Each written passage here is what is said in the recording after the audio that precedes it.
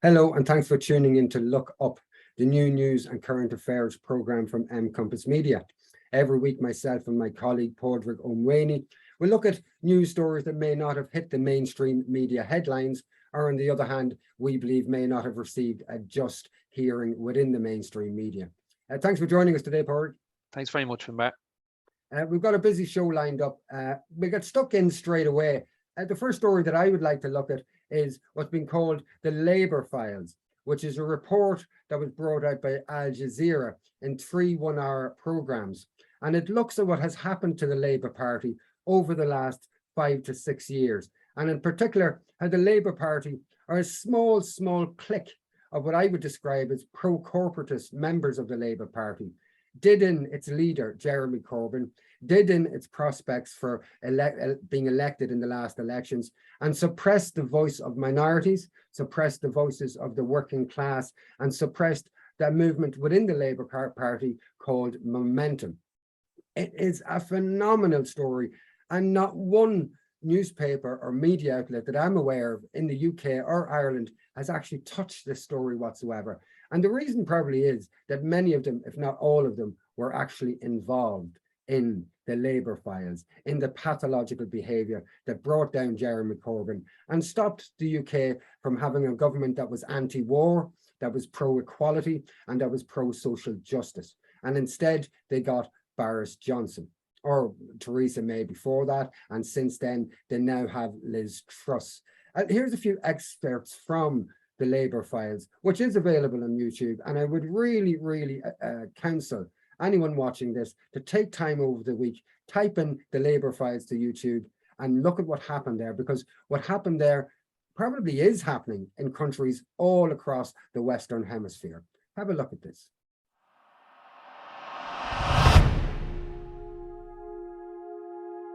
So I'd had a series of threatening phone calls without a caller's number withheld. And they were threatening to come to my house. And then I happened to miss a call and noticed there was a message. When I played it, I realised the person had made a mistake because he'd left his number effectively, because he'd left a message. And this was the call. You Nazi scum. You should burn in the gas oven, you dirty Nazi cow you are. Stinking swine. I hope you die in a gas oven. You deserved everything you did in hell, to burn in acid. I was very shaky. I mean, such kind of absolutely uncontrollable rage and fury. I mean, the idea that Jews should be talking to other Jews in this vile way. I mean, it was like many other things I've had, but obviously so much worse, so much more overt and crazed, really. Al Jazeera has obtained the largest leak of documents in British political history. Oh my God, this is unbelievable. It is absolutely shocking. Hundreds of thousands of internal communications expose how operatives secretly take control of Britain's Labour Party. The Labour Party is a criminal conspiracy against its members. Free speech was shut down. They tell the inside story of how Sir Keir Starmer, who could be Britain's next Prime Minister, leads a lawless party.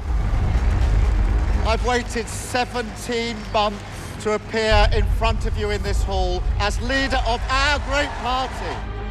Confidential documents expose tactics to discredit and expel rivals in the party. People are actually quite dangerous who are in with the Labour Party. They were playing with people's lives here. They reveal how Starmer's predecessor was undermined by a smear campaign from within. It disabled him as a politician and as a potential Prime Minister. Really nice to see you here. Goodbye.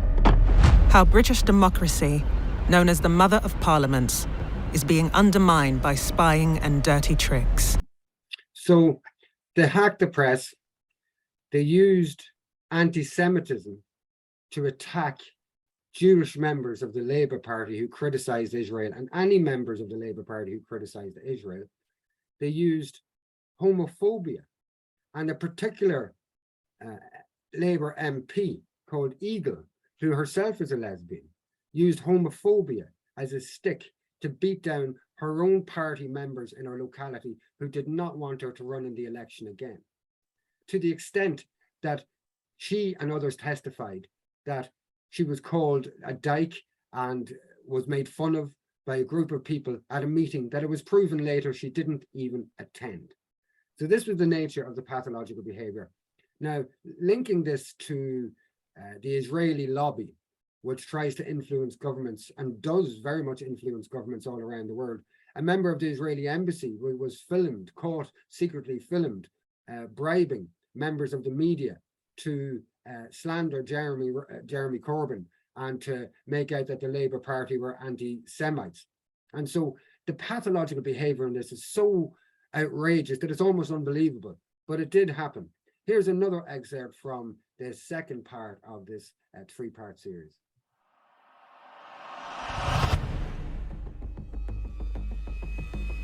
If a small group of secretive people manipulate and control one of the two great parties in Great Britain, what will they do when they have control of MI5, when they have control of all the levers of the state? Are they suddenly going to believe in justice, in proper investigations, in fairness, or are they going to be the same as they are now, or even worse? So it occurred with regards to hacking the media, hacking party members, and it went up to such a complex level that one might almost suspect that there were elements of the state involved in what happened against Jeremy Corbyn and when you recall that Jeremy Corbyn in his tenure as leader doubled the membership of the British Labour Party and was sure and set to win those elections and bring social justice and equality to the UK at a time when it really, really needed it. And an honest hand and an honest mouth and an honest mind to UK politics, which would influence Ireland, which would influence Europe, would influence the world. And he was stopped by these shenanigans. And instead we got Liz Truss. And here's Liz Truss recently filmed telling the Israeli lobby how much of a Zionist she actually as your Prime Minister. As you know, I am a huge Zionist, I am a huge supporter of Israel, and I know that we can take the UK-Israel relationship. And so dirty tricks abound, and on the other side we have people who are declaring themselves, the Prime Minister of Britain, that they are a Zionist, which has nothing to do with religion as much as it is to do with the belief that the lands of Palestine belong to a religious grouping called Jewish people. And there are many, many Jewish people around the world who are ashamed of the behavior of Israel and the way they treat the Palestinians. Just to close up in this story, and then I'll call you in to see what you think, Padraig. Marvel Comics have come up with a new character, and they call it Sabra. This is from the Marvel Comics and animations and movies. And Sabra, I thought this was a skit. I couldn't believe it. Sabra is by day an Israeli police officer and is by night a Mossad agent. This is the depth of infusion that the Israeli lobby has. Not only are they taking over our governments, they're taking over our comic books with characters like this. It's just phenomenal. It's no reflection of my or anybody's opinion on whether the state of Israel should exist in some form. That's not what I'm saying here. What I'm saying is that they have inveigled themselves into every government and every aspect of society in the Western Hemisphere. And it's a worrying development, in my opinion. Padraig, what do you think about all this? Clearly what you see with the takedown of Corbyn, it's a pure subversion of democracy. The will of the people again is why they go to the ballot box, and people voted for Corbyn, and there was certainly a high prospect of success in a future election that they didn't get to see. So it clearly is distorting the hand of democracy. Yeah, it is. We're going to watch the space. As I say, the mainstream media in the UK, Ireland, or nowhere has taken on this story, and that's probably because they were all heavily involved in the smear campaigns, etc., in the first place. Padraig, moving on to our next story, you did some work over the week there, and you did an interview as well in relation to housing. Is that right? That's right, yeah. So last week we featured a number of groups that would be doing some direct volunteer work in Dublin City with the housing crisis situation really. So we featured this week we're featuring an interview with Peter Dooley from the Dublin Renters Union. Okay, and welcome to Peter Dooley from the Dublin Renters Union. Peter, thanks for coming on. Yeah, thanks very much for having me on, Pork. Peter, just want to have a quick analysis from yourself in terms of the housing allocation from the recent budget. They have made an announcement that their funding will be made available to support 8,500 new HAP tenancies and 800 RAS tenancies. How will this address the problem? No, it's more the same transfer of public money into private hands through HAP and RAS. Like up to this year, about €1 billion is going to be transferred in public money into private hands. A lot of these are corporate vulture landlords that don't pay tax on rental income, and it's going out of the country as well. It doesn't address the crux of the issue. Tenants in those properties don't have long-term security. What's more sustainable and economically prudent is providing public homes for people, where the state can use that rent roll, for instance, to maintain those properties and to invest in more properties and offer long-term security for people. The HAP is again more the same failed privatisation policies that this government has focused on, especially since the financial crash. They seem to be quite happy with what they deem is I think €500 grant for tenancies. How does that come into reckoning in your view? No, it's more the same unless those tax credits. We've been calling for at least a month's tax credit back in tenants' pockets for tenants, for instance, that aren't eligible for housing support. There's a lot of tenants who are excluded from this. Students, for instance, people who are sharing accommodation as well are excluded from this, and it's going to actually drive up rents, because what it should be tied to is proper rent controls and proper rent regulations. So we were calling for a rent freeze and a mechanism of looking at reducing the rents. Other countries have done it recently. Scotland brought in a rent freeze and a ban on evictions actually for the winter as well, which has been effective. It should be similar measures here. We're facing a catastrophic housing and homelessness crisis, with more and more people being forced into homelessness. And these will be sensible and prudent and realistic solutions to the crisis. The government are stating that they have 9,100 new built social homes in their programme, 5,500 affordable homes for sale and rent, 6,500 new social homes to be supported, they say. In your experience, going back over the last few years, are they likely to deliver on this, or will this address the problem? Well, the government have a fantastic record of missing targets and of breaking targets on homelessness and all those figures, breaking records on that. So they've missed targets significantly over the last number of years. It doesn't go anywhere near far enough. As I said, there's a lot of money being transferred into private hands through HAP and RAS tenancies, and it should be focused and directed on proper public homes for people. I don't have any faith that a lot of this stuff will even be delivered. It's like putting the plaster over a gaping wound, and it's more the same response by the government. They're not taking it seriously enough. They're actually worsening the crisis with their policies, and they're basically outsourcing a lot of our public homes to approved housing bodies, and these are like profit-making businesses as well, rather than actually dealing with the state taking a stronger role in delivering and providing homes for people who are in desperate need, such as like more and more people on council housing lists. We have nearly 300,000 people who are hidden homeless. We have over 10,805 people in emergency accommodation, 3,220 children in emergency accommodation. It's absolutely outrageous, and not to mention the rough sleepers all dotted throughout the city and the country as well. So we need really serious solutions to this crisis, and unfortunately this government isn't capable of delivering those. Fine Gael have had over 10 years in office, and they've actually worsened the crisis, and Fianna Fáil are hand in glove with them as well. So we need real solutions to the crisis, and a lot of the political parties I don't think are capable of actually delivering the change we really need on housing. Government are calling this the 11 billion giveaway budget.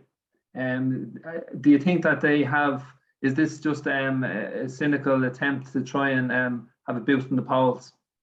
Yeah, absolutely. Like if you drill into it, more and more people are going to be forced into poverty out of it. If you think about realistically the the amount, for instance, social welfare benefits that don't even keep pace with skyrocketing inflation. Energy credits is just a transfer of wealth to big energy companies rather than actually dealing with the crux of the crisis, such as stopping the sanctions and battling for an end to the war in Ukraine. And these are real solutions that we should be looking at an anti-war platform for those that crises as well. But don't forget that this government has had a massive role in this in terms of the lockdowns over the past number of years that hammered the most marginalised in our society, smashed small businesses as well. So they've created this as well, and now they're trying to claim solutions for it. So I think it's more of the same, absolutely nonsensical measures. Just like sort of people might think they're getting a few bob back, but realistically, when the bills start coming through the door as the winter deepens, it's just going to be a drop in the ocean, and it doesn't go near enough addressing the crisis, such as an energy cap is what we should be looking for, and bringing fuel and energy back under public ownership and using the resources of the state for the good of all the people. That was Peter Dooley of the Dublin Renters Union. Is that right, Paul? That's right. In terms of housing, we're going to look at the issue of the impact of the interest rate hikes on mortgages and the likelihood of that creating the potential for significant numbers of evictions into the near to medium future, particularly since there's a lot of people who are already in deals with their banks, having had difficulties in the past to pay. But we will look at that in a bit more focus very soon. I just want to move on to speech given by and questions put by Roisin Shortall, the leader of the Social Democrats, in the Dáil the other day in relation to housing and housing commitments as well. So we'll just get that video up now. The Business Post has reported on an extraordinary intervention by another investment fund in North County Dublin. It is hoovering up starter homes in Castleview in Swords. Typically, these homes sell for between 200,000 and 350,000. Earlier this year, a 3-bed end-of-terrace home sold for a gigantic €1.7 million. Another home in the estate went for a huge €850,000. On just one day in April, this fund, 𝗨𝗃, bought 9 homes in Castleview.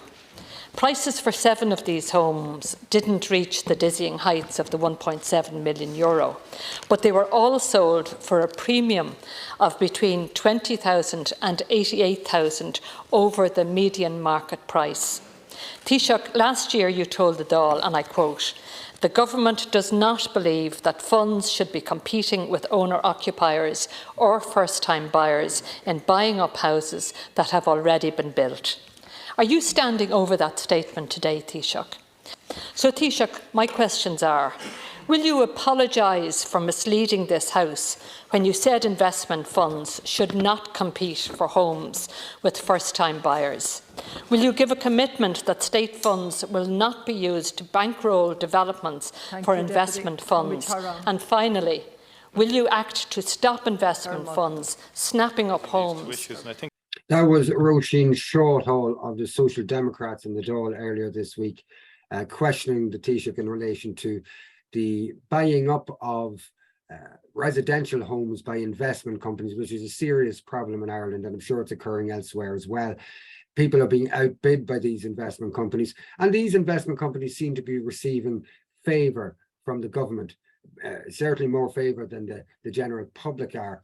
I'm led to believe, in fact, that at least one of these investment companies received funding from the government to facilitate them, the private investment fund, to facilitate that investment fund to actually buy homes and prevent Joe Soaps like myself and yourself and the younger generation being able to buy a family home. Porter, what do you think about all this?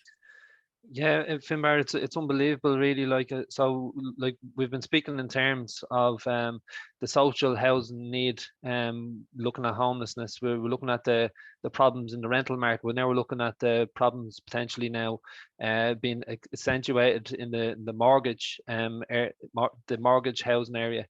I think this week the Irish Mortgage Holders Organisation warned of a looming repossession crisis, and they stated 70,000 people are at risk from being affected. 23,000 already in long No, term. but I think we actually have some headlines from that. If you just bear with me there, Padraig. I think you did some background work on this to get some headlines together. We might as well look at them. There we go. Fire away. So 23,000 already in long-term arrears. So you can see from the second article there on the right from the Irish Independent, this is significant to be looked at. Thousands of Irish homeowners facing hefty increase in mortgages as vulture funds push up their rates. So there's a fund manager called 𝗶𝗴, which is managing 60,000 mortgages which were sold to the vultures by the banks, which have now hiked up variable rates, and they don't offer fixed rates at all. And there's a spate of European interest rate hikes expected. Many of the mortgages managed by 𝗶𝗴 were sold by PTSB, many of them performing loans. When these loans were sold to 𝗶𝗴, the central bank and the Minister for Finance insisted the legal rights of the customer would not be affected. So clearly that's already happened. If they have no choice, they cannot pick a fixed rate now if they want one. So they're at the mercy of these interest rate hikes, and they weren't supposed to be disadvantaged, as we were told by our own government, which is quite unbelievable that we're already at that point. Like PTSB is pretty much predominantly owned by the state still at this stage. I was one of the founding activists of the National Land League of Ireland back in the modern National Land League of Ireland back in 2012/13. And we had clinics right across the country. We were quite militant as well. What I witnessed and what people were put through en masse throughout Ireland, most of them feeling that they were unable to speak to even their friends about their debt. It was a shameful thing, or it was an embarrassment. To this day, I still have contact with people who went through that. The psychological damage and the scars are still there. Most people that we assisted managed to stay in their homes. We kept them in there long enough for them to eventually get deals, as the state got worried that the country might rise up against these evictions. Please God, it doesn't happen again, but the road looks like it's been set for it to happen again, if not worse. These interest rate rises, which we in the National Land League warned about back in 2014-15. We spoke about these interest rises and the threat of it eventually. They're quite significant rises in the United States, in the UK, and in the EU. And the impact would be that a lot of people who already had to get deals with their banks, they're going to be back at square one again. And many of them, age is a big disadvantage when it comes to trying to get a deal with your bank. So what we found was many of the people who ended up losing their homes were pensioners. People who had been working, who thought that, you know, at the age of 60, that by 65, they would have had their mortgage paid. They fell into trouble like everybody did with the economic downturn. And they were left in a situation where, because of their age in particular, there was no hope for them. And we're facing that situation again, the stress, how fathers for years weren't able to look their children in the eyes because they knew that the roof they and their children were living under was not secure, and they didn't have the means at that time to secure that roof. So all of these things, that it's more than just losing a home, it's all of those psychological scars and the very practical need to have a darn home, you know. So that's a big worry for me. While we're on the subject, we might as well move on to the issue of the impact of interest rates on mortgages. And we have, well, we might as well tie that issue off now, actually. Is there anything else that you'd like to say about that, Padraig? Yeah, so Finbar, like the legacy of the property crash and the banking crisis from 2008 to 2012, that period, like obviously that's still there because people are still paying the USC. The banks are profitable now at this point. Why are we not recurring costs from them while people are still paying USC at a high rate? Something that's very interesting and worth mentioning as well is our current housing minister, Darragh O'Brien. He was once an early investor in the so-called cuckoo funds. This guy is in charge now. So like we're looking for the government to lead us out of these problems, and even members of the government which were at the very beginning involved in benefiting from them. So like I can't see, obviously, like there's an agenda there that they're not leveling the playing field with the housing market at all by building social housing. They seem to want to transfer wealth the whole time into private hands. So there's certainly an approach here at a government level that they're not being honest about. It just shows the general attitude of the Irish political classes, particularly in Fine Gael and Fianna Fáil, that gum-bean man greed for land and for ownership and to be a landlord and all that kind of stuff. And if that's the attitude that they have in their civilian and business life, they seem to bring it into their political life as well. And it's not a healthy attitude when you have to address the needs of an entire country and the people therein. Padraig, you had pulled up a story during the week as well in relation to the impact and after effects of lockdown. Do you want to tell us about that? Yeah, so just seeing this story just on the lockdown period, and thought it was worth just looking at briefly. So drug use has surged since lockdown, according to an addiction specialist. Drug and alcohol addiction surged because of the COVID-19 pandemic. One of Ireland's leading specialists in addiction medicine has warned. A recent study in Britain found that drug use among young people has skyrocketed since the end of restrictions. 33% of those aged between 16 and 25 have used an illegal drug in the past year, compared with only 22% the previous year. Dr. Gareth McGovern, from the medical director at the Priory Medical Clinic in Dublin, the study merely confirms what he's seeing at work. He says he doesn't think it's just young people. Like this is a legacy of the lockdowns, hidden legacy of the lockdowns. That like these things haven't been looked at enough, in my view. It was always at the time very slanted towards pro-government restrictive policy. So these things need to be highlighted now as an effect. There's been so many different types of effects, like domestic abuse. Obviously, drug and alcohol abuse has risen. Poverty is on the increase because of the money that we have to pay back. So there's so many things aside from the actual medical element that really need to be brought into the light. I suppose as well, with regards to the impact of the lockdowns, some might say, oh, well, that's because people had more time in their hands. But I think it'd be more than that. I think people were traumatized through the lockdowns. If you remember at the beginning, we were all told essentially that a significant proportion of the population was going to die. It was in the scores of thousands, if not more. We were traumatized into getting angry with each other and pointing the finger at each other. And again, traumatized from just being locked up in our homes as well. So it wasn't necessarily just the case that people had more time in their hands. It was the fear that was instilled in them and the anxiety, which is maintained to this day within a lot of the elements that originally were pushing that. But it's also maintained in things like the threat of nuclear war because of this Ukraine situation, the increasing pressure being put on China around Taiwan and the danger of that. All of these things collectively, I believe, are creating some kind of a collective spiritual anxiety or psychological anxiety throughout the Western Hemisphere. Have you any opinion on that? Yeah, well, I think the word that I would use to sum it up is fear.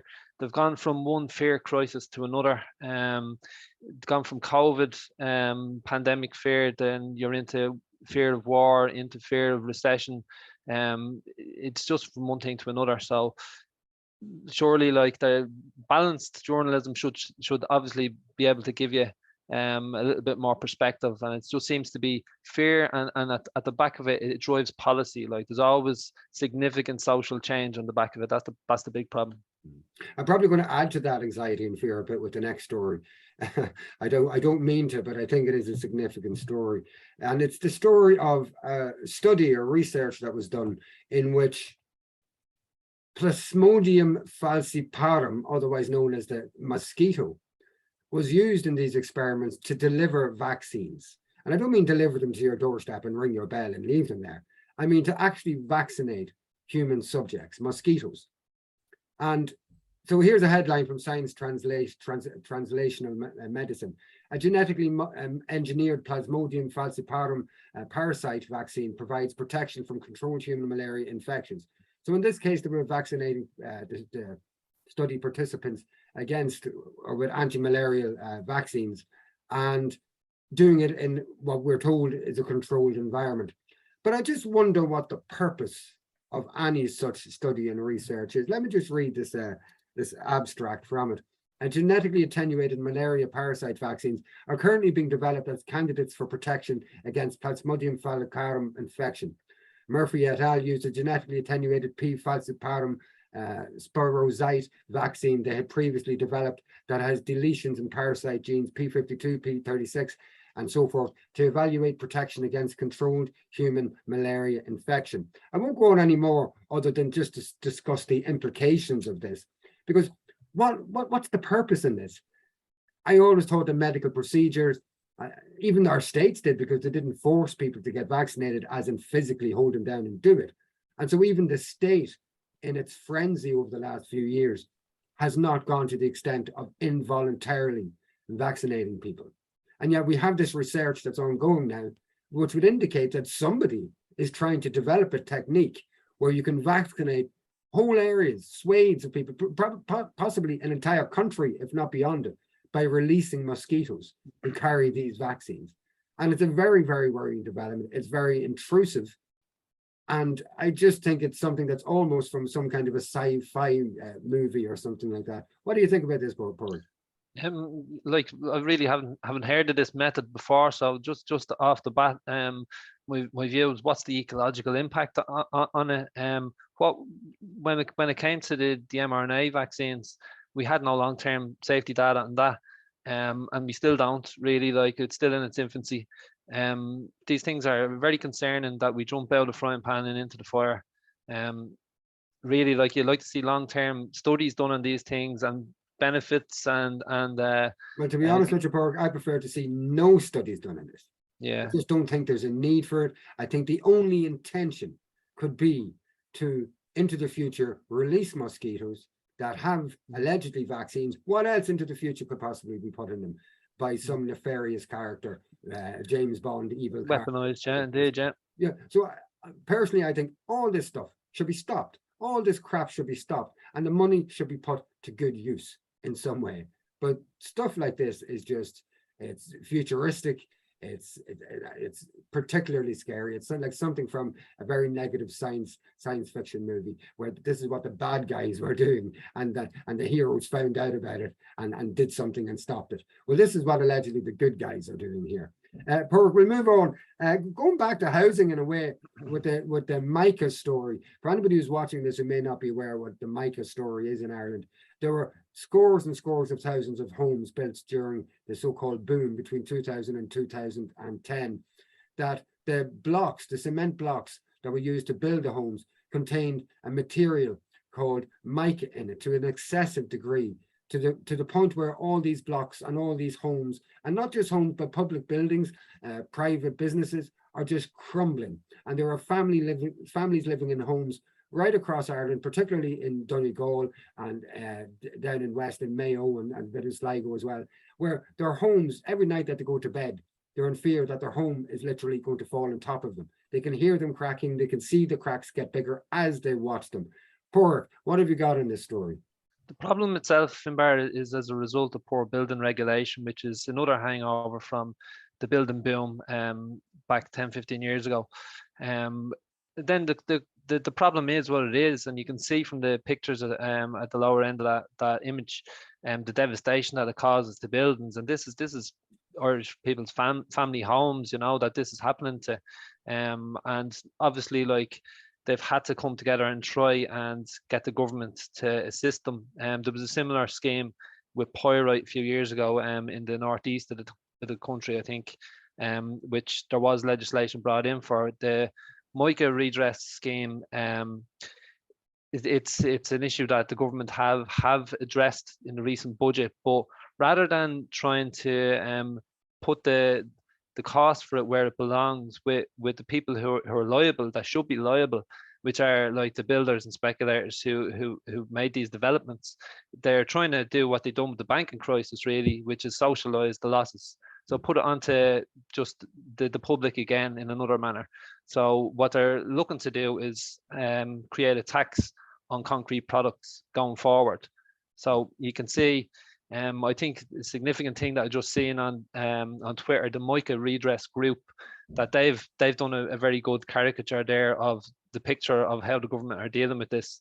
It's basically punishing the whole class for the problem of for, you know, an issue that has come up with a section of society, which is typical of how the government deal with things. They don't They don't accept liability for things. Poor regulation from the Fianna Fáil era. That's what's caused it, you know. It just goes back to the idea again, doesn't it, that Fine Gael and Fianna Fáil are from the developer classes, and that's who they represent. And the developers will never have to suffer. Most of the developers who overextended themselves massively in the so-called boom between 2000 and 2008, most of those developers are back developing and have received funding from the government, the state, to do so, where they can run away with the profits. It's unbelievable. And Ireland, we believe Ireland is the laughing stock of Europe and the Western Hemisphere in relation to stuff like this. But I've got a feeling that this kind of stuff is happening right across Europe. It's probably happening elsewhere as well. Not necessarily with Mica, but with this developer, pro-developer political parties that are in control. There was redress offered to the Mica campaigners. I think it was quite significant. But again, as you say, it's been socialized. This is a debt that's been socialized as per usual. One of my concerns would be to rebuild all these homes again. There's a few problems. Where are these people going to go while their homes are being rebuilt? What will rebuilding scores of thousands of homes, public buildings, private business buildings in or around the same time, what impact will that have on supply and demand of materials? All of this kind of stuff, these questions that need to be asked as well. It's an absolute mess that doesn't seem to have any clear-cut solutions to it. Yeah, and it looks like some of the TDs within the government parties, Fine Gael and Fianna Fáil, I've kind of twigged on that this isn't going to go down well, really, and they're concerned that there will be a political fallout for them and possibly a bump for Sinn Féin again.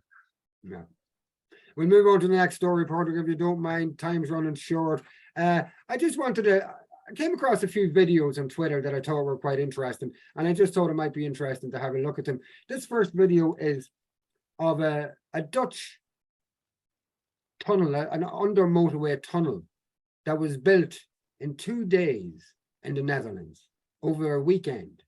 Something that I think in Ireland would probably take 2 or 3 years, or probably 10 years from the beginning of planning to completion.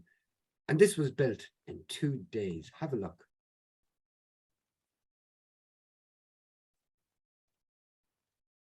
Just amazing to see. And at times it would appear like traffic.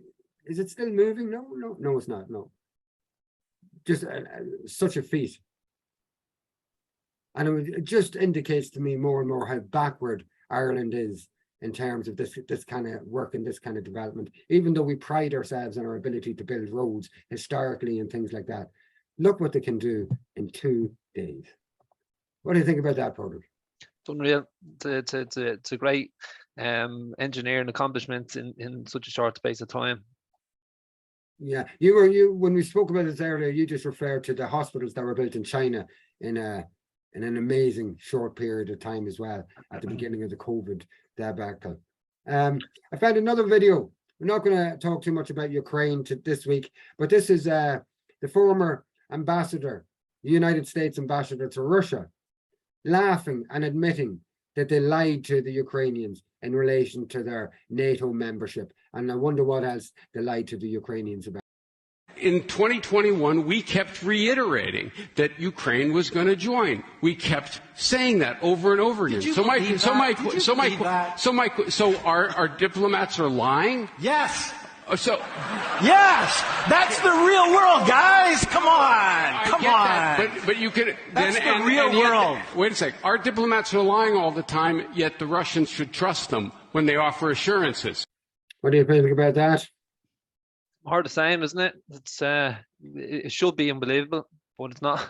Yeah, and just openly, some of the stuff that is openly admitted these days by politicians and by people like ambassadors. It reminded me of the German ambassador, the Ukrainian ambassador to Germany a few months ago was giving an interview in a primetime station, one of the most popular stations in Germany, and he refused to condemn the Ukrainian Nazis of 1941 to 1945 and their participation in genocide. He refused to condemn them openly on German TV. And you know, so you just don't know what you're going to see these days. To give you a little bit of hope, I need a little bit of hope. And I always refer back to him. Mick Lynch, the RMT union, the rail union in the UK. Liz Truss, the new UK Prime Minister, has been threatening to ban union collective action and the right to strike and things like that. So Mick Lynch had a response to Liz Truss in relation to that. And so we'll just have a quick look at it now. At the end of the day, anyone who's angry about your strike can rest easy, can't they? Because Liz Truss is about to introduce some legislation that's going to make it much harder for you to strike in the way that you're doing right now. Well, they've been doing that continuously since 1980, since 𝗃𝗵. We've jumped through every hurdle. That's why the RMT has got such a high profile, because we always beat what they put in front of us. We'll put legal challenges up, we'll put industrial challenges up, and we'll get people on the street supporting us. Liz Truss will be gone before the RMT, I can guarantee you that. And that's from Joe, which is an online news platform, and have a look at that. Sometimes they put out some good stuff, sometimes stuff that I might question from a political point of view. Mick Lynch, the RMT, they seem to be replacing the Labour Party, don't they? They're running the Enough is Enough campaign across Britain, which is getting a massive turnout. I saw videos of people queuing. Imagine people queuing to get into political meetings and go around numerous blocks of queues of people waiting to get in to listen to Mick Lynch and Eddie Dempsey and other representatives from the RMT. And they do seem to be replacing the British Labour Party. I just want to move on quickly because our time is very low. We mentioned last week or the week before, I think it was, in our protest watch, we mentioned that Japan, there were protests in Japan in relation to the increased militarization of Japan, and that obviously involves the United States heavily. The United States began, in fact, to build a new military base in Okinawa, which is an area of Japan that we've all probably heard of, and is considered to be a place of true natural beauty. Many of the activists are locals. They're not normally activists. They are protesting against the destruction of their environment, but they're also protesting against the increased militarization of Japan, which has a number of US bases already. So we'll just have a look at some of their protests.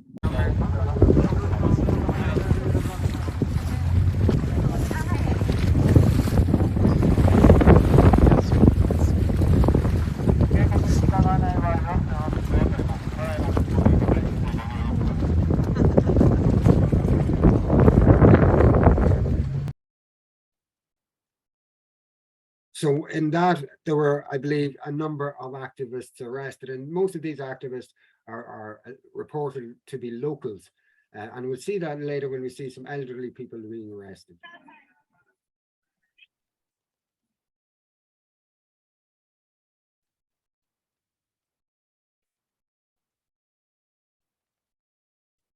What do you think, Paul? Is the world starting to slowly waken up? We're starting to see protests all around the so-called the Western orientated world, or the corporate capitalist world, if you want to call it. Is there something happening that even tempered, self-controlled Japan is starting to see cracks? You'd like to think so. The remarkable thing for me about what's happening with Mick Lynch is, the way I see it, is he's empowering people. And when you're empowering people and not dividing them, well, then there's a huge prospect of success. There really is, but that's what you got to do. You have to light the fire in their bellies. But he also, they have an honest tactic, which may appear not completely etiquette and polite. But as an example, he was on one of the evening, I think it was maybe a BBC show. I stand to be corrected on that. And I think it was a Conservative Party member sitting beside him, told an outright lie and said that the RMT union had refused X, Y, or Z, whatever it was. And he asked her to prove and said she was lying. And she said, I have a letter here. And the first point he made was that those letters, it's illegal for her to have that letter because it's a part of a private negotiation process. So how does she have the letter? But beyond that, he asked her to read out the section that she was referring to. And she just found any old paragraph and started to read it. And it had nothing to do with the allegation that she's made against the RMT. So live on air, on a major primetime program, he called her out. He sought the evidence. You don't see that on primetime. And then for a few minutes afterwards, every time she spoke, he just said, you're a liar. Nice and simple as that, which she was, and he proved that she was. That's the kind of raw, honest truthful politics, to get away from this Dublin 4 sanitized, I use the word crap, I shouldn't, but Dublin 4 sanitized crap, which is smothering the country and it's smothering the world at a wider level in terms of the politics in Europe, the politics in the United States. But there seems to be something happening, and it seems to be a pendulum swing. But I just hope that we can limit the amount of suffering that happens as change occurs, because there will be resistance from the Corbyn. Look what they did to Jeremy Corbyn, as we saw at the beginning of the programme. Look what they did to Jim O'Callaghan's government in the 1970s. But if that doesn't work, I believe to go further. I believe to give a heavy police, if not paramilitary police response to a growing movement, if it looked like it was genuinely going to create change. Do you think I'm on the ball with that, or do you think I'm way off the mark? You can look at maybe Canada last year and ask yourself, the truckers protest, there seemed to be a lot of grassroots people in that, and there seemed to be a heavy-handed police state pushback. So yeah, you can see evidence for it. Yeah, we'll be called, or whoever gets involved in things like this will be called Putin puppets, even though the issue may have nothing to do with Putin whatsoever. You'll be called right wing, you'll be called left wing, you'll be called anything. But I think, and my counsel to anybody out there who is speaking their truths and is doing the research and is getting lambasted from left, right, or centre and being accused of everything, hold your ground. Don't get angry, just persist, and don't walk away from the discussion or the debate, but persist with it, because it's not quite often about convincing the person you're debating with. They'll never be convinced, because quite often they're bought out in some way.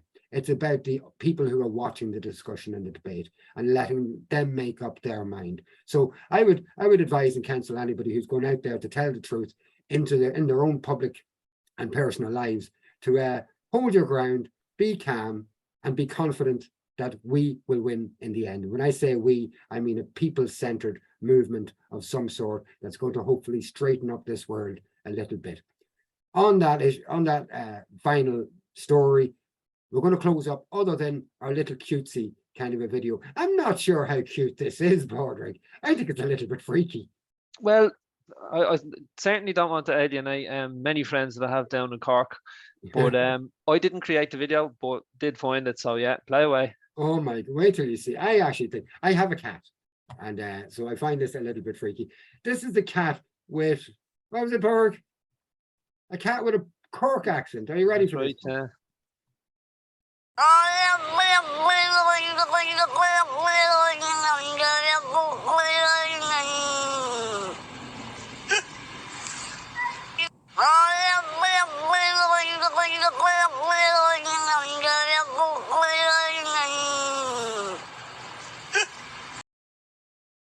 That's from IrishIndependent.ie. Then I'm not sure. To me, Padraig, that sounded a little bit like a Kerry accent.